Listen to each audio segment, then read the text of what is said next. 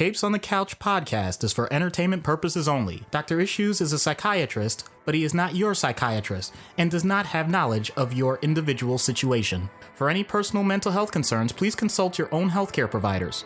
For medical emergencies, please call 911 or the designated number in your area immediately.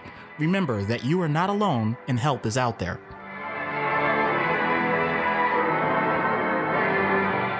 Hello and welcome to Capes on the Couch, where comics get counseling. I'm Anthony Sitko. And I'm Dr. Issues. This is a very special episode, not just because I'm recording this with a cold, and I apologize for that, but this is issue 122, and we are bringing back for the fourth time on this show our friend Erica Schultz. Erica, thanks so much for joining us once again. Thank you for having me. If I come on 5 times, do I get a free toaster? No toaster, but I'm serious. I've looked up varsity jackets, and I will give you. We were just talking before the show that you don't have your high school Letterman jacket anymore, so you can replace it with a quality, awesome, not gaudy at all, Capes on the Couch Letterman jacket. I'll think of something. It's gotta be something like, I don't know. It's gotta be maybe something that has like sort of like a riff on like a major logo or something like that. Like, I'll have to think about it. Of course, I'll just put it on my list of all the other stuff that I got to do. I'm sure. So, for those of you new to the show, as I said, this is Erica's fourth appearance. We first spoke to her about her graphic novel, 12 Devils Dancing, and then we interviewed her at New York Comic Con, and then we brought her back to talk about her miniseries, Forgotten Home. So now the purpose for this show, or this interview, is to talk about your upcoming story, Deadliest Bouquet, which is, as of the release of this episode, will have just come out on Kickstarter. So yes. Before we get into that, for those, just to, again, give us a little bit of a background on who you are, and I mentioned some of the stuff you were on the show for, but what are some of the other things that you've worked on? I've worked on a bunch of stuff for creator-owned. It's been M3, Forgotten Home, you mentioned, 12 Devils Dancing. I've worked with King Feature Syndicate on Legacy of Mandrake that came out earlier this year. I worked a Daredevil story for Marvel. I've worked a Hawkgirl short for DC Comics. I've written for extensively for Dynamite, the Xena Warrior Princess series, Charmed series. I just write a lot. I'm also an editor at Mad Cave Studios, and I've edited several indie projects. And I am the in-person writing instructor at the Kubert School in Dover, New Jersey. So what I'm hearing is you have a lot of free time. That's what I'm taking away from this. I have nothing but free time. I mean, you're sitting twiddling your thumbs. You're talking to us. I'm just like loafing and searching for, things that I can't afford on typical places. Yeah, on typical sites. So tell us about Deadliest Bouquet. It's about 3 sisters brought back together after what seems to be some time apart after their mother dies. What was the impetus for this particular story? When we sit down and we talk to you, I always want to first off find out what created this germ of an idea in your mind, and then where did it go from there? Well, I mean, the log line is in 1998, 3 estranged sisters reunite to solve their mother's murder and try not to kill each other in the process. And basically, this idea came from the same place that all my ideas come from, which is I have no freaking idea. I was talking to my husband about this the other day. It might have been this morning when we were making breakfast. I said to him, I was like, remember when we were kids and we would like see the latest Star Wars in the theater or, Indiana Jones or something, one of these like world building kind of great films or TV shows or whatever. Never once, when I was a kid, I would always think like, where do they come up with these ideas? And then I wake up, write stuff down in a notebook next to my bedside, and it's total and complete bonkers. Like, who comes up with this stuff? Oh, wait, you do. And I have to wonder if this is how everybody does it, but it's just, they're a little more erudite in terms of like explaining it. I'm just like, I don't know. No, I mean, I was on the phone with Liana Kangas, who's fantastic artist and creator. And she used to live down the street from me and we used to hang out all the time. But we were on the phone and we were just sort of riffing back and forth. And I was just like, what about a couple of sisters that get together after their mom's murdered, but like their mom used to like hunt Nazis and we'll put it in like the 90s. And, and she was like, yeah, that sounds kind of cool. Like, yeah, go for it, kind of thing. And that's basically what it was.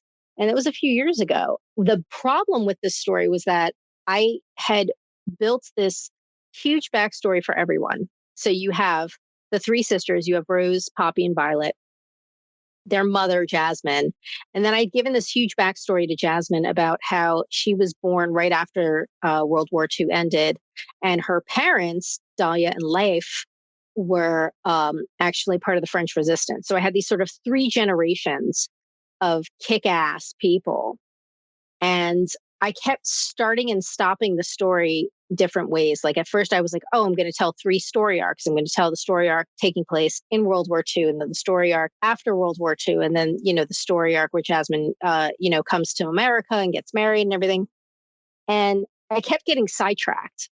Like it was too much. It was going off the rails. And that's why I always suggest people get an editor. And I have a fabulous editor who I don't think I ever want to work with anybody else like ever again. James Emmett is fantastic for multiple reasons. One, because he's a fine artist and he gets art and he gets sequential storytelling, but also because he just sees through the clutter. Like he's the machete through like the jungle.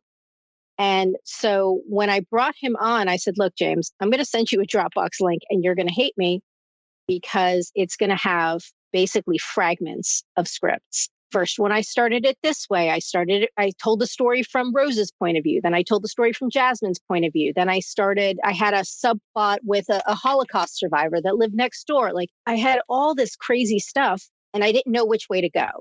So I basically sent James this giant file and said, don't hate me.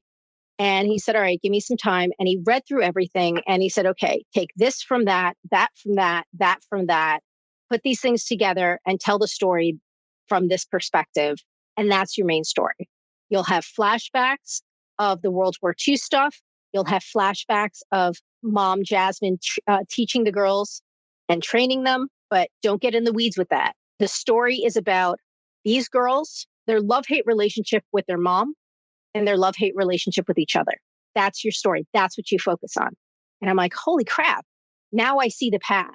And really, I mean, James is phenomenal. No one else can hire him. He's mine. But he really is great. And he really helped me find the through line. And yeah, I mean, so I don't know where the idea came from. It came from these strange little worms that are in my brain, I guess. But I wrote it down and we're finally making a book out of it. Well, it sounds very interesting. And I suppose in an alternate universe, I'd have been curious to see the multiple time frame story. I know when we spoke to Philip Kennedy Johnson, when we were talking to him about The Last God, there was that, the parallel, 30 years prior in this, and he was telling two stories sort of simultaneously throughout the book and how they sort of interlocked and interwove with each other. So, maybe in another world, we could have gotten that story, but I'm still very curious to see where this one goes. And I'm not surprised at all, by the way, that you have extensive backstories for all the characters, because as we've spoken before about, 12 Devils Dancing and Forgotten Home, I know that you are very, very keen on building and creating the entire life for these characters before we get to the page that we see them on.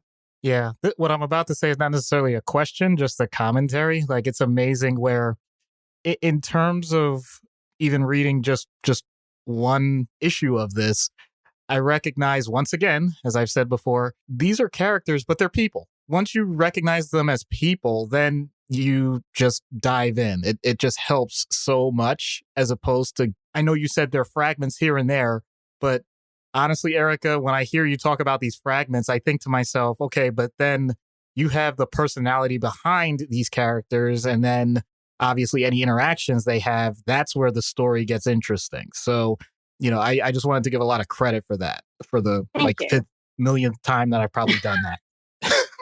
Well, I mean, I teach this. I was in advertising for many years before I even started writing comics. And there's a lot of psychology behind advertising. Like, people don't really think about that, but you're literally trying to manipulate someone to buy something. And one of the reasons why so many products have mascots is because it's something to emote and something to create a relationship. what's it called where humans always look for faces and things? What's that phenomenon called? Oh, But you know what I'm talking about. yes, absolutely. Oh man, caught me off guard there. I don't know the name of it, but I was going to say it's not anthropomorphization, but it's this idea of like humans are always looking for faces.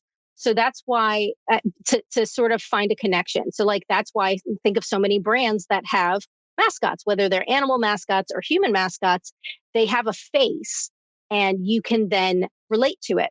So when it comes to writing and creating, the vast majority of the connection that your audience is going to make with your story is through the characters. So I think it's incredibly important to have characters that feel real, whether through personality, through experience, through whatever, because that's really the main reason why someone is going to feel a connection. And someone asked me in an interview a couple weeks ago, why am I always writing about family? Aside from the fact that I have mommy and daddy issues that I've been totally open and honest about.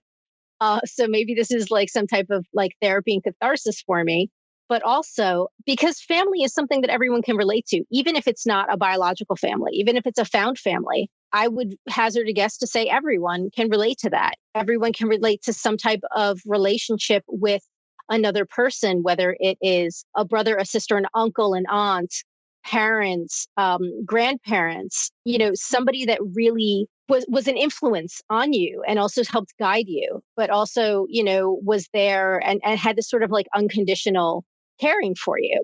And I think that that's probably why I always write about family in one way or another, because to me, that's kind of the shortcut to getting people to connect, to getting readers and the audience to connect with the story. Using family, using this relationship is the shortcut to say, oh, look, oh, yeah, I recognize that. And then they're in. You know what I mean? Makes sense to me. Yeah, absolutely.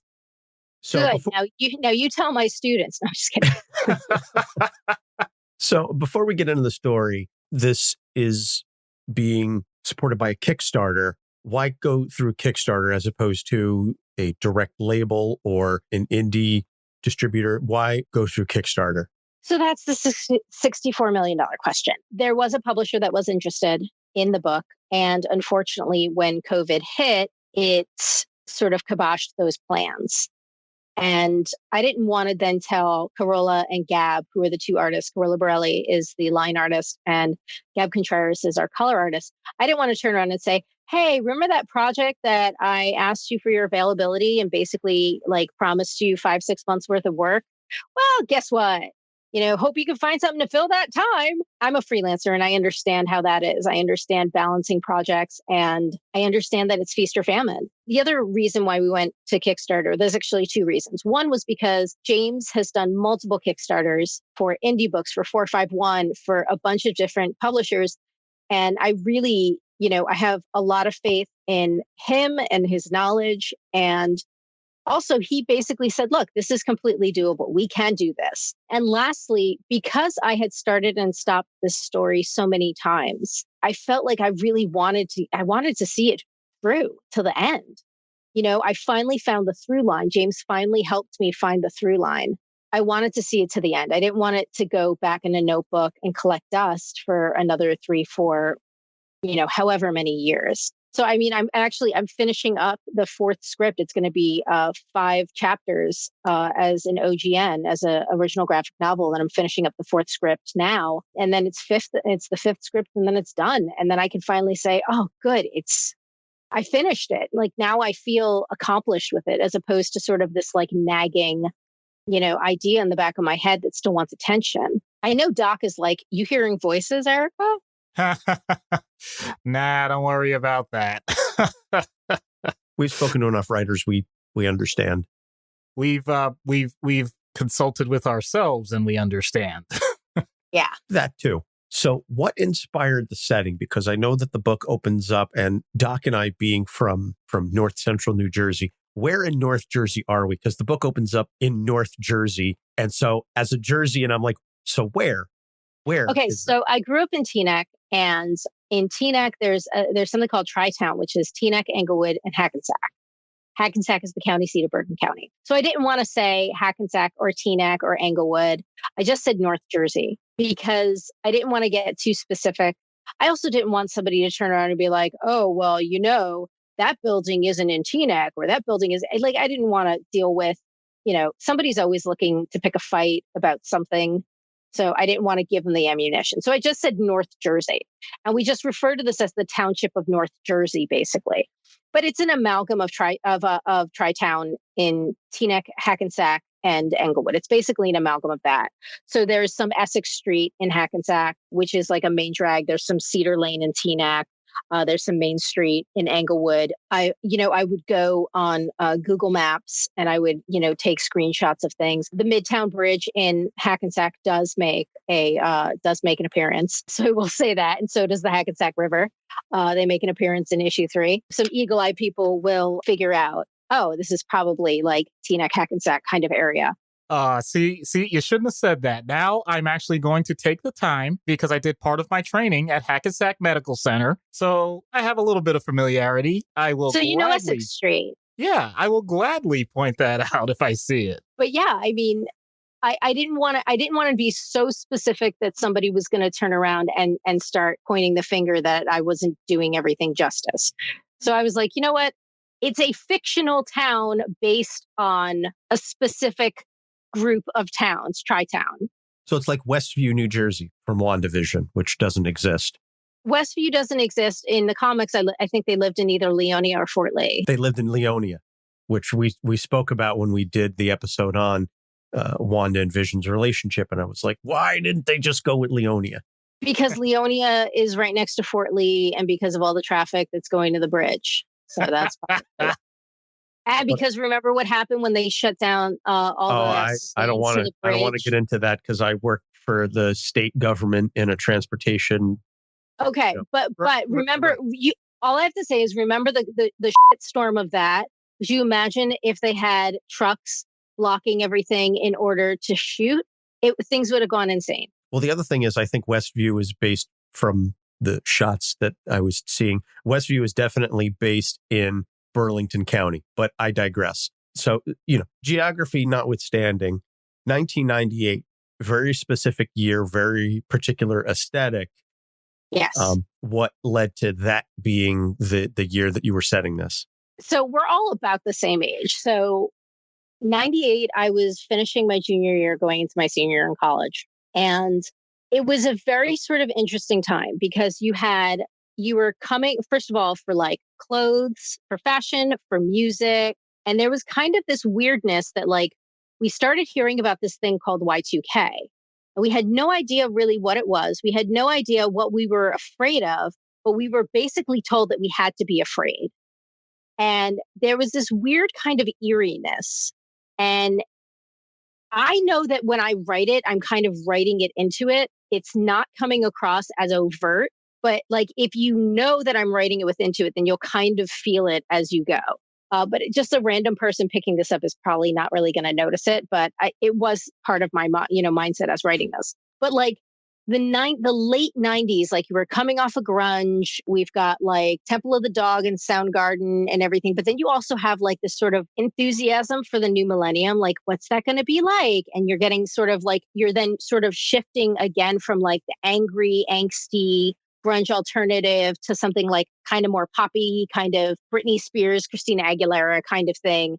And sort of like shifting that way. Clothes, everything's, things started being a little more neon, and everything started really shifting around, 97 to 99. And so I just, went down the middle. But things really started shifting and sort of moving because everybody was, for lack of a better term, they were like basically prepping for this new millennium. Nobody knew what to expect. And it was a very interesting time, just in general. I remember it fondly. I'm the first person to admit I love the 90s. I've owned a pair of Doc Martens since 1992, consistently, at least one pair consistently. So I wanted to write in a time period that I was super comfortable with. And 1998 was a year that I was super comfortable with. As my wife walks like past where I'm recording, doing laundry, and has like freaking Daria shirts in her rotation right now. Yeah. So there you go.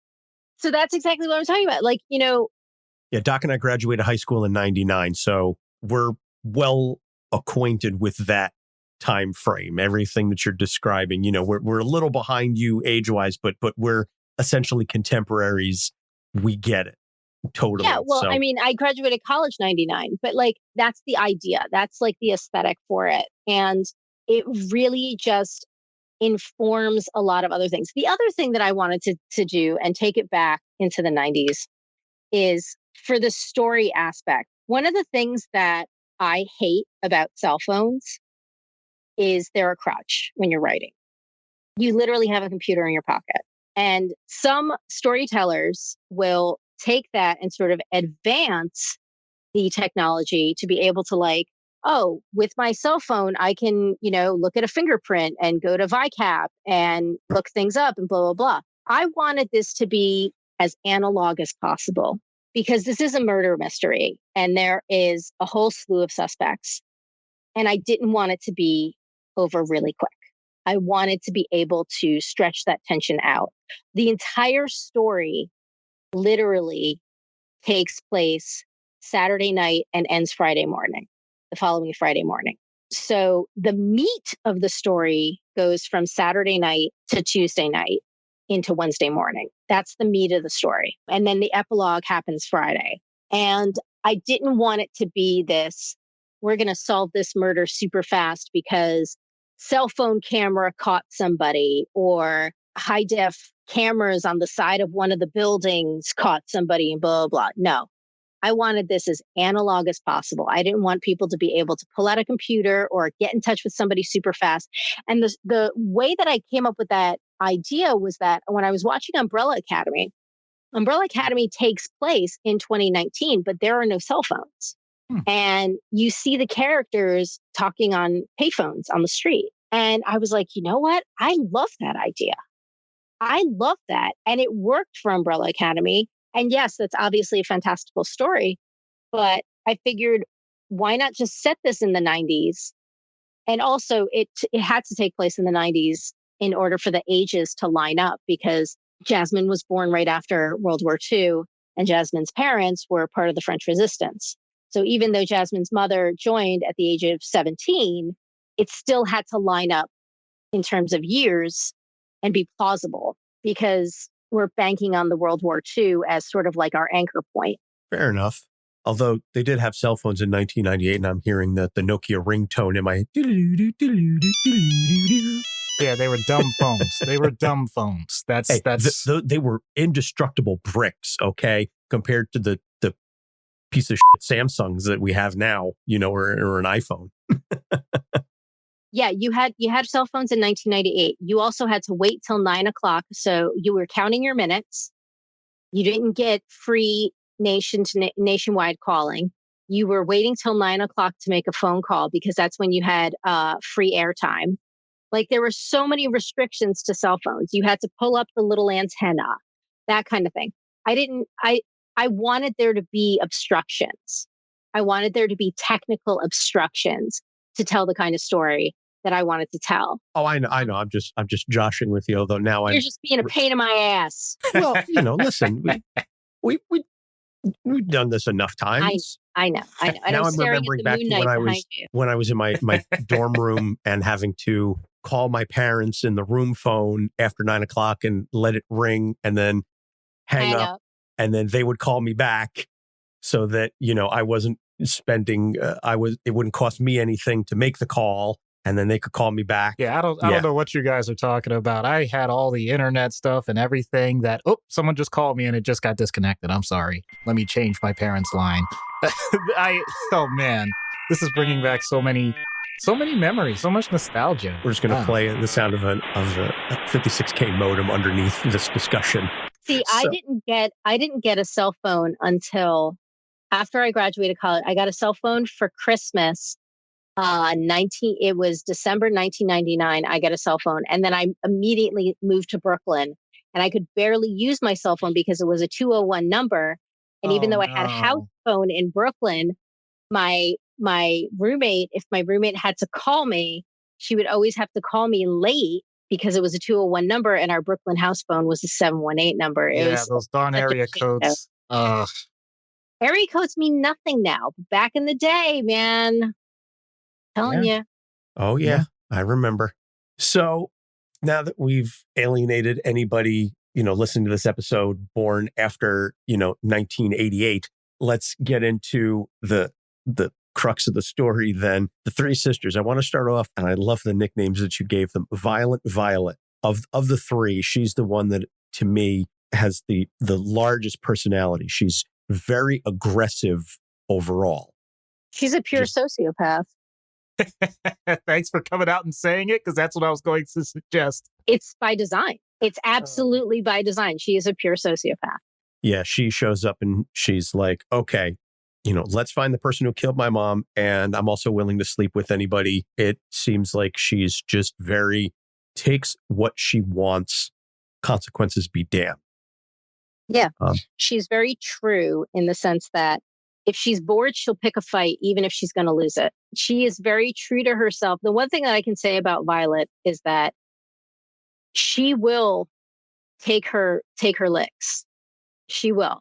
And she will be the one to say, yeah, I picked this fight. Yeah, I got the crap kicked out of me. But you know what? It was still fun. And, she really, and the problem with that is that that's going to lead her down a very dark path, because as of right now, she lives kind of no regrets, but she's going to end up, everybody's going to have each of these three sisters is going to have a very significant arc, and Violet's arc is going to be pretty intense. They're all going to be, nobody's coming out of this thing as clean at the end. That's all I'm going to say. Fair enough. The one that I really wanted to ask you about of the three, only because this is a very selfish question. Responsible Rose. Yes. The idea or Wrecking Ball Rose. There you go. A part of it being that she's there with mom, and I have a few sisters myself in my family, and, not getting into details about it, but I'll admit, something about like the idea the other sisters left, and they basically say, well, this is your fault. You should have taken care of her. And her point is, yeah, you left it all on me because you guys just abandoned me, basically. And that resonated with me, So not that anybody has to make that decision at the time. What made her stay with their mother in the first place then? There is an incident in the opening of the second issue that explains, I'm trying to say this delicately, because you've read the first issue. Right. So you know the ending of the first issue. Right.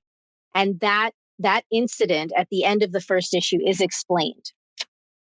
And there is a guilt that Rose feels about that incident that makes her feel obligated to always be with Jasmine and always protect Jasmine. And Poppy and Violet don't have that same feeling of obligation that Rose has.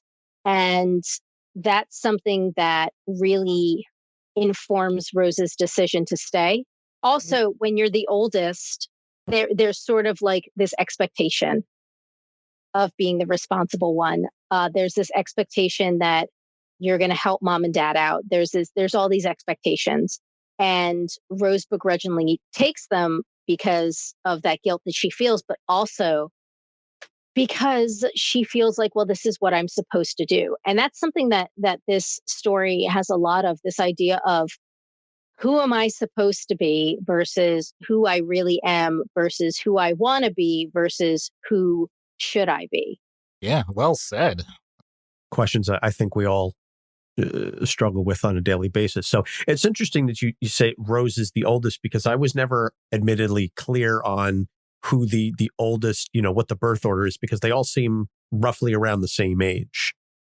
Even in some of the flashbacks, I wasn't able to quite tell who the oldest, the middle, and the youngest was. Rose is the oldest, and Poppy is a year younger, and then Violet's 2 years younger than Poppy. Poppy is shorter than Rose and Violet, so she appears to be the younger of the two, but she's not. Poppy's actually the middle child.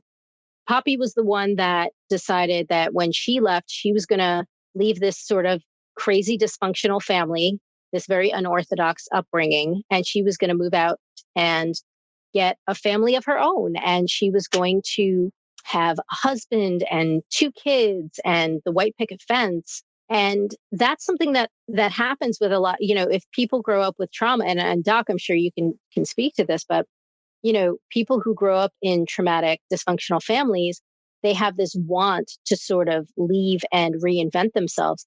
But what happens when a trauma like this happens and you have to get snapped back?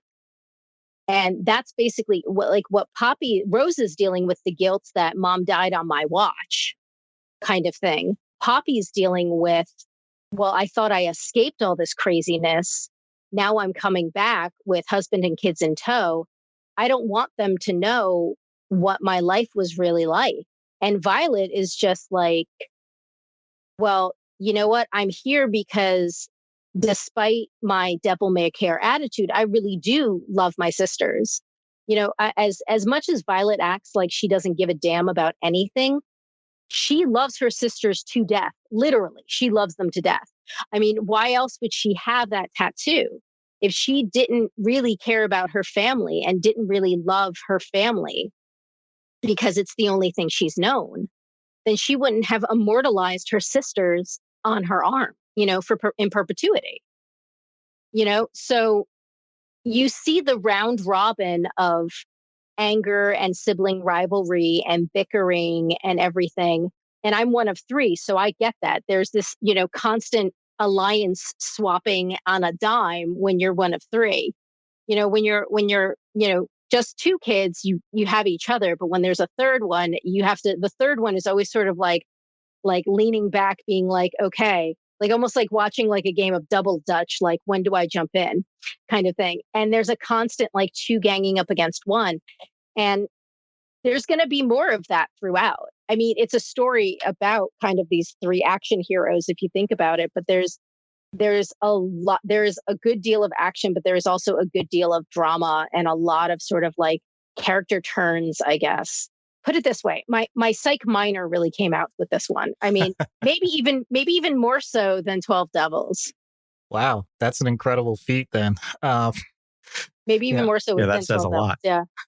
Yeah. With Princess Poppy, especially the fact that, she has kids and, her husband. And once again, I'm not trying to spoil story. Her husband's the biggest idiot on the planet. Okay. Well, once again, you kind of leaped into what I was going to say, because he seems to be oblivious to a lot of what's happening here. And he shows up saying, hey, I got the kids with me. It's like, oh, even I'm thinking I'm not an expert in murders or anything like. I'm like, what are you doing? Derek he loves his wife. He loves his kids. He's kind of like, I think the reason why Poppy loves him so much is because he's kind of a Pollyanna, and she has seen so much trauma and in her life that she needs somebody who is this sort of eternal optimist. Mm. But we even see that he has a breaking point too. And in his mind, I mean, as misguided, I won't say he's a total freaking moron, because he kind of is. In his mind, as misguided as his decisions are, he feels that, family, we should be together. Poppy's doing this alone. She has to figure all this crazy stuff out alone. I want to help her. He's a corporate lawyer, but he shows up and says, hey, do you need me to look over the will? Do you need me to help with this? I don't want you to do this alone. And Poppy kind of shoos him away. And one of the main reasons why she shoos him away is because she doesn't want him to learn more about how insanely chaotic her family really is. I mean, he acknowledges that it's a dysfunctional family, but he only has like the tip of the iceberg. He doesn't know about training to be an assassin. He doesn't know about literally who's buried in the backyard. He doesn't know about these things because she never told him and she never let on. So she's, her motivation is this idea of playing keep away with him, because she doesn't want him to realize what he married into. Because her fear is, holy shit, if he knows the truth, he's going to cut and run and take the kids. Yeah. Anybody in their right mind would. Yeah. And I I remember one panel specifically where Violet is actually playing it straight and she's interacting with Poppy's kids and Yeah, Holly's little girl. yeah, it basically tells her like whispers to her, and I think to myself, and the corruption begins. Well, I had something that I had originally written there. I had something that I originally put there. Mm-hmm. And then I thought it would be better if we don't know. And I know what was written there. And James, the editor, knows what was written there because he read it originally on the script. But then I was like, you know what? It's better if the audience doesn't know, because then that follow-up of Poppy literally tearing Holly away from Violet, saying, don't do, what are you doing? Like, don't fill her head with whatever crazy shit that's going to come out of your mouth. It worked better if the audience doesn't know what Violet said. Yeah, well, to me, that speaks to reality because, you're not going to be able to, no matter what we think now with helicopter parenting, you're not going to be able to shield your children from everything in life, let alone everything in your family if there's ever an interaction. So now you have the decision to say, okay, am I going to pretend and just say that these people are completely blocked off strangers and it's just a completely different reality that you'll never know? Or what do you know? In death, when it comes to funerals, when it comes to anything in life, or just a random circumstance. Heaven forbid you live in the same state. You're going to end up running into someone that knows you or your family. You're going to find out things. So now, okay, you set themselves up to be like I love to use the term tabula rasa. They are now a blank slate. And you let somebody else create their canvas. So that's still on you, even though you didn't want it to be an issue in the first place. So I just love that. That was a great touch. I think in my, sort of head canon, and it's not a term I use often, but in my mind, Violet says something very almost incredibly benign, knowing how Poppy is going to react, because she's like, I could say anything to this kid and she's going to flip out. So I'm going to say the most bland thing like possible just to whisper in her ear, because I know that Poppy's going to spaz out over this.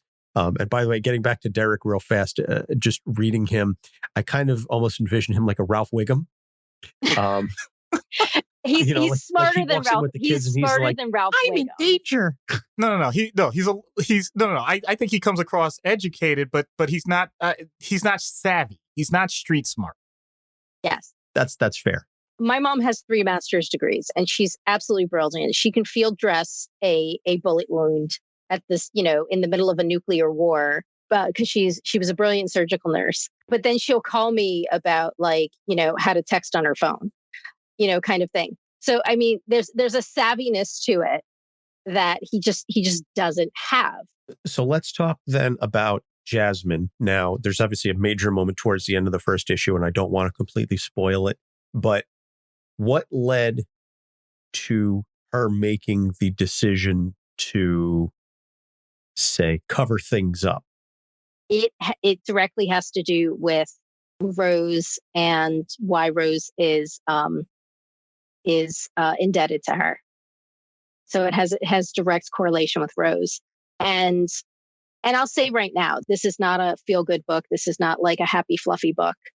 This book deals with domestic abuse. It deals with childhood trauma. It deals with a lot of very serious things. And I do with the characters what I think a lot of, and Doc, you can definitely speak to this, but a lot of people find humor in sort of this gallows humor. They find humor in the most uncomfortable moments because it's a coping mechanism. Amen to that. And so Violet walks into the back room of the shop and she sees Rose and Poppy sort of like forlorn, and Rose is pacing back and forth. And the first words out of her mouth are, "Why so down? What, somebody die or something?" That's obviously not an appropriate thing to say, but it's something that they do. And the sort of back and forth of trading barbs is, yes, it's, 20 years of resentment boiling to the surface. But it's also, we're not only dealing with being around each other again, but now we're also dealing with, mom's dead. And not only did mom die, mom died a violent death. Mom died a tragic death. Mom died an unexpected death.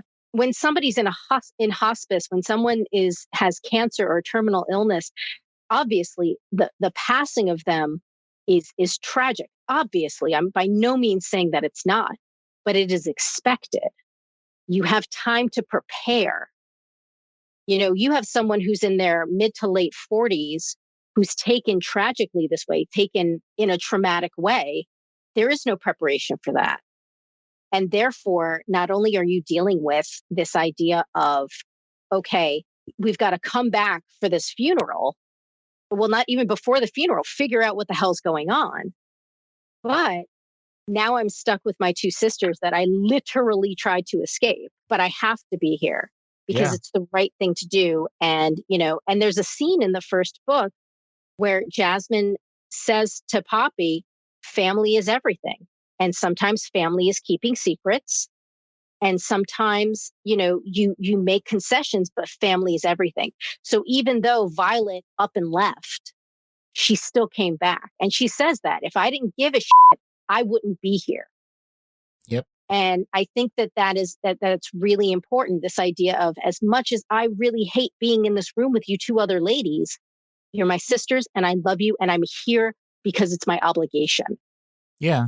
I mean, any death in a family is going to lead to some form of grief, but then there's the whole process of closure. And thankfully for the most of us, that often comes with, yes, some bickering and disagreements, but also, as Derek points out, there's wills, there's other formalities. In this case, you got a freaking murder. So now you have the closure of, well, how did this happen?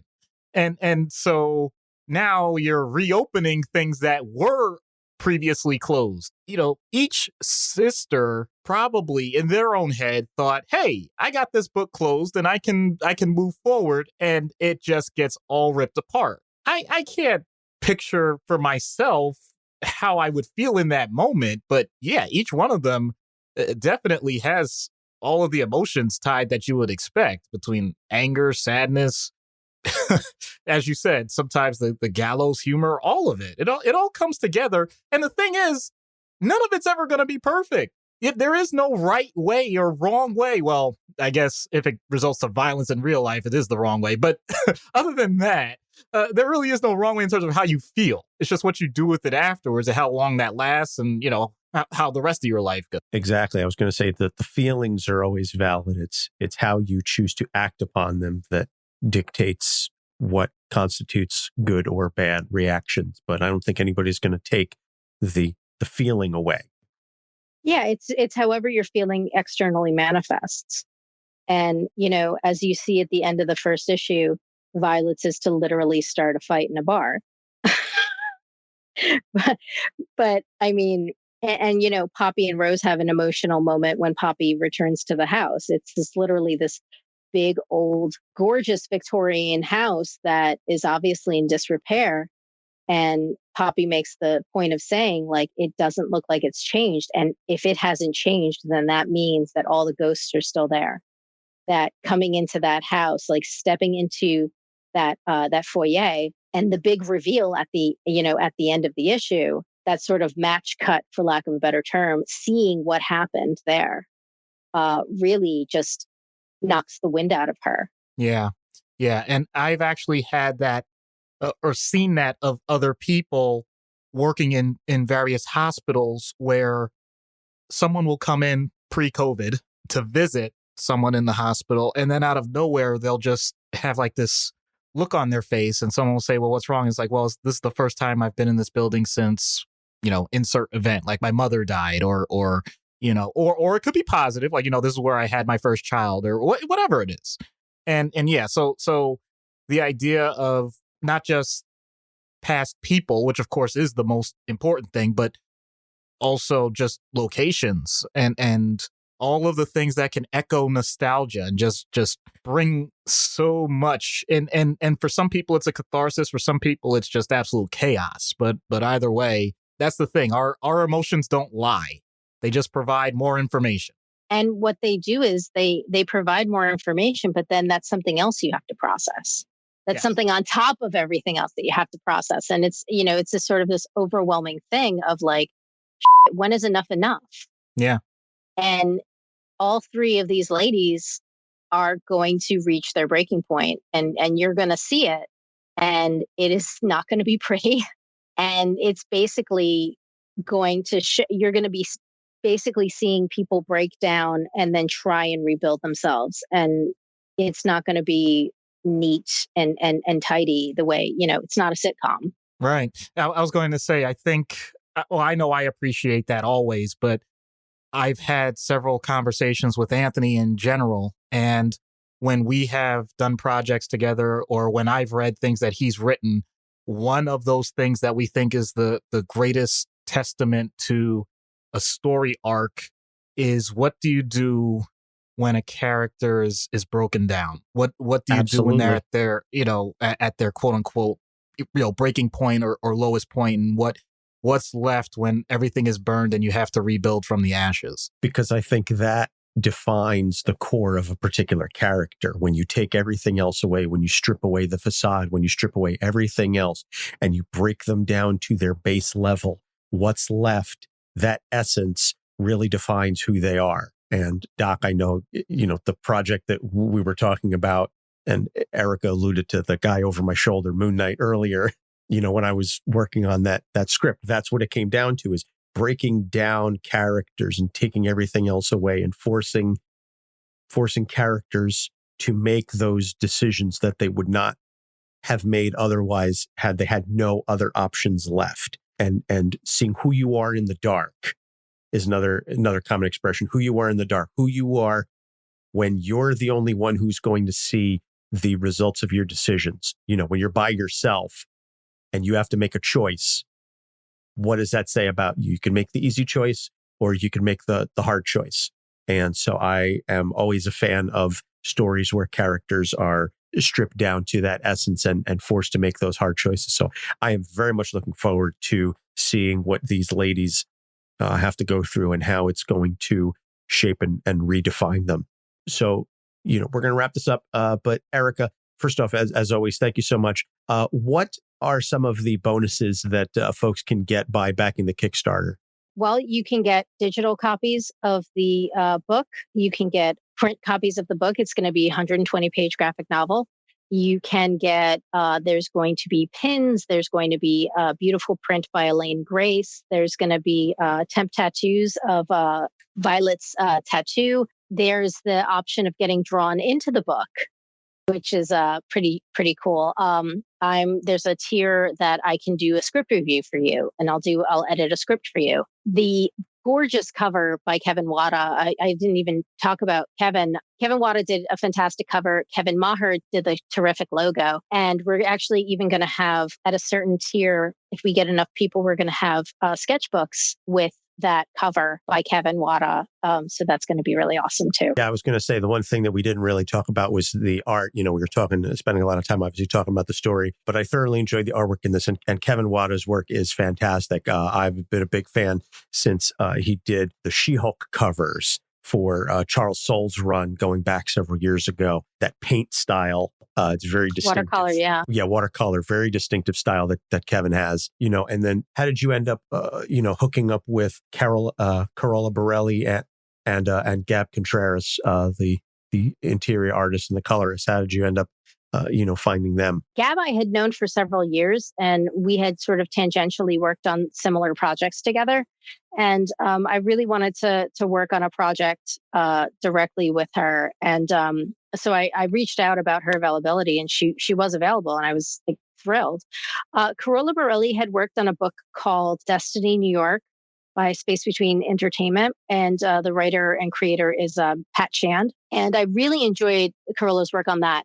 I had done a short in the back of Destiny New York with Natasha Alterici, who was the cover artist for Forgotten Home. See, it's all 6 degrees of separation. And I reached out to Carola and I said, I really liked your work on Destiny New York. I wanted to find out your availability. And lo and behold, she was available. So I was very excited to get her on board. She's been fantastic. She really has. And Gab, I trust implicitly.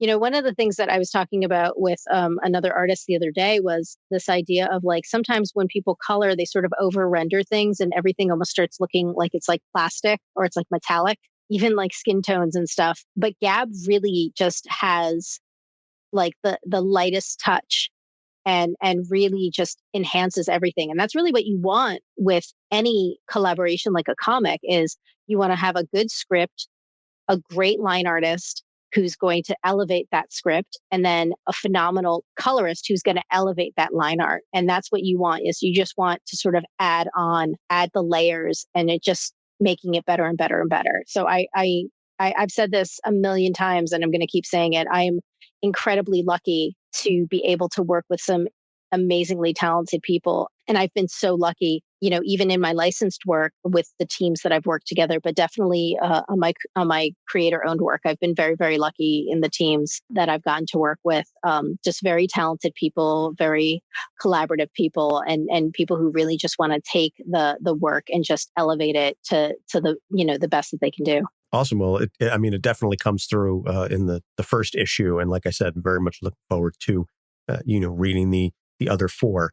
So, like I said, we're going to have a link to the Kickstarter. This is going to go. This episode is going to be launched live, I believe, the day after. I think the Kickstarter launches May 12th. May 11th. Kickstarter launches May 11th. Yeah.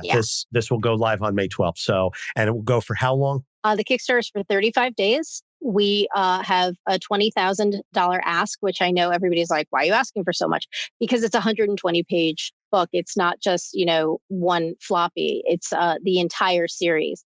Because we are doing it as a graphic novel as opposed to a 5-issue series, 5 particular issues, we're funding the whole 120-page book. So that's what you're going to get. You're not going to get 5 individual floppies. You're going to get one nice, thick, fat trade paperback that you can read and enjoy and prop up your laptop with if you want. Is there going to be, I haven't had a chance to check out the page yet because I understand that there's a pre-launch page. Is there going to be a signed copy tier? Oh, all the books that come in, I'm going to sign them. The one thing is that because there's no conventions, I'm not going to be able to have Carola and Gab sign them because Carola is in Italy and Gab is in Peru. And to mail a bunch of books to them, and then have, mail them to Italy and then Italy to Peru and then back to me. I mean, that would not be cost effective at all. But I will be signing every single book. If there was a convention nearby that we were all going to, I would show up with a palette and be like, come on, ladies, let's just do it. But unfortunately, it will not be that easy. So, but I will be signing every book. I will buy fresh Sharpies for it. Excellent. Looking forward to it. Speaking of conventions, I know they just announced New York is going to be, New York Comic Con is going to be sort of hybrid, in person and virtual. Have you made any plans to get a booth or have a physical presence there yet? I'm not going to be in any in-person shows in 2021. 2022, I am more than happy to start going to in-person shows, but I don't feel comfortable yet. I've gotten a little grief about that, but I got to do what I kind of feel is right for me right now. Yeah, never feel grief about, making safe choices. So absolutely. I'm not going to give you any flack over it. I appreciate that. I do. Because the people that are going to conventions, God bless, be safe, enjoy yourself.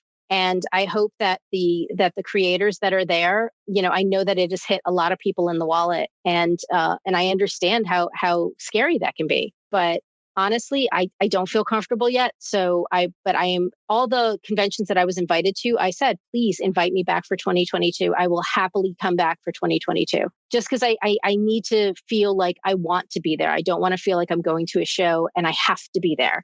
I want to be there and I want to be able to interact with the fans.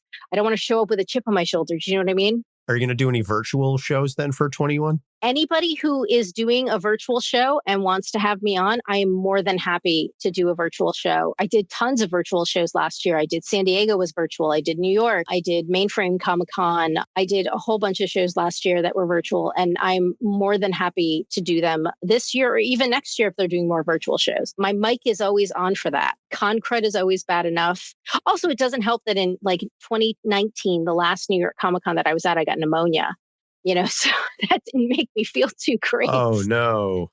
That was my last New York Comic-Con. I got pneumonia after it, and then COVID obviously shut down 2020. So I'm not 100% feeling it. But 2022, I will be in Artist Alley. I will happily be there, Excellent. Well, I will make sure to see you then in 2022. So Erica, again, thank you so much for taking the time. Where can we find you on the interwebs? You can find me on Twitter at Erica Schultz 42. I'm on Instagram at Erica Schultz Writes, WRITES. And my website is ericaschultzwrites.com. You can go to the shop there. I've got print and digital copies of all kinds of books that I have, and I will happily sign them and mail them out to you. And you can follow Deadliest Bouquet on Twitter at deadly_bouquet, or you can follow on Instagram at the Deadliest Bouquet Comic. And we've been doing different art drops and showing some really cool shots. And we are now 10 days out from the Kickstarter, and I will be stressing for the next 10 days and then the 35 days after that. Well, we will see if we can do some sort of a giveaway. But, I know myself personally, I will definitely be backing the Kickstarter because I want to hold this book in my hands and I want to be able to support. I figured you would, but, I want to be able to physically hold this book in my hands and say, that I sort of in some minor, less than 1% way helped make it happen, and then hopefully, the next time you've got a project coming around, we'll definitely be happy to bring you back on the show for the 5-timer. And, maybe I was thinking about it. And you said you're not maybe not the varsity jacket, but you are big in the 90s. So maybe we'll get you a starter jacket and some Zsaz pants. Oh my God. Mr. Vuno would always wear the Giants Zsaz pants. He was the gym teacher / in high school, he was the gym teacher / driver's ed teacher. There was always a rumor that he was messing around with some students. And he used to always wear the Zsaz pants. Oh my God. Oh, so every school has that guy. Okay. Yeah, every school had that guy. Every school had that guy. Yeah. Yeah, ours was the Spanish teacher. Yeah. Yeah. Our Spanish teacher was and I don't say this in a necessarily disparaging way, but he was a Jew from Brooklyn with a retainer and a lisp. So try learning Spanish from someone. Hola, clase. ¿Cómo estás? But you know what? But the Castilian Spanish is actually spoken with a lisp. So there you go. Yes. And we had someone in our Carlos, we had a classmate who was Castilian, and he would get points taken away because the teacher was trying to teach like quote unquote proper Spanish, not the Castilian. And so, would speak with the TH for the S sounds, and he would always get docked because as someone who has spent this is how I speak it at home. Yeah, as someone who has spent time in Barcelona, Carlos was right. Yeah, Ibiza. Well, I took Italian my freshman year in high school, and I grew up learning Neapolitan, and Neapolitan is a dialect, which is like it's slang. Oh, I know. My family's not far from Naples. So, I mean, I remember being in Italian class and being like, that's not how we say it in my house. And this idea of like, yeah, well, you speak that poor language in your house, like that poor slang. I'm teaching you proper Italian. I'm teaching you Roman Italian, not that like poor, Naples crap that you speak. So, yeah. Yeah. Every village in Italy has their own dialect. And, my family speaks like almost the Cajun style of Italian. Hey. My family's St. Lucian, all that Creole and stuff like that. When I hear that and then I hear proper French, I realize I'm, in a way, glad my mother didn't teach me. Yeah, well, I mean, but that's also a class thing. Like that's like a huge classist kind of thing too. Yeah, it is. It is. Like if you're Haitian and then, you speak proper French versus like speaking like a patois or something. I mean, that's like a huge class thing. Yep, absolutely. So upcoming episodes, we've got Nebula, Victor, Zsaz, and Rogue. So you can find us on Instagram, Facebook, and Twitter at Capes on the Couch. You can find all of our episodes, including all of our prior discussions with Erica, on our website, capesonthecouch.com. And again, we'll have links to the Kickstarter in the show notes. And we do strongly encourage all of our fans to go out and support the book, Erica. It's looks like it's going to be another fantastic book. And again, thank you so much for taking the time to speak with us and, reaching out to me. This time you contacted me and you were like, hey, I've got a new thing coming on, let's talk about it. And I was like, absolutely. We will always make time for you. You guys are the best. Thank you so, so much. So for thank you again, Erica Schultz, for Doc Issues. I'm Anthony Sitko. Thanks so much for listening. We'll see you next week. Capes on the Couch podcast is for entertainment purposes only. Dr. Issues is a psychiatrist, but he is not your psychiatrist and does not have knowledge of your individual situation. For any personal mental health concerns, please consult your own healthcare providers. For medical emergencies, please call 911 or the designated number in your area immediately. Remember that you are not alone and help is out there.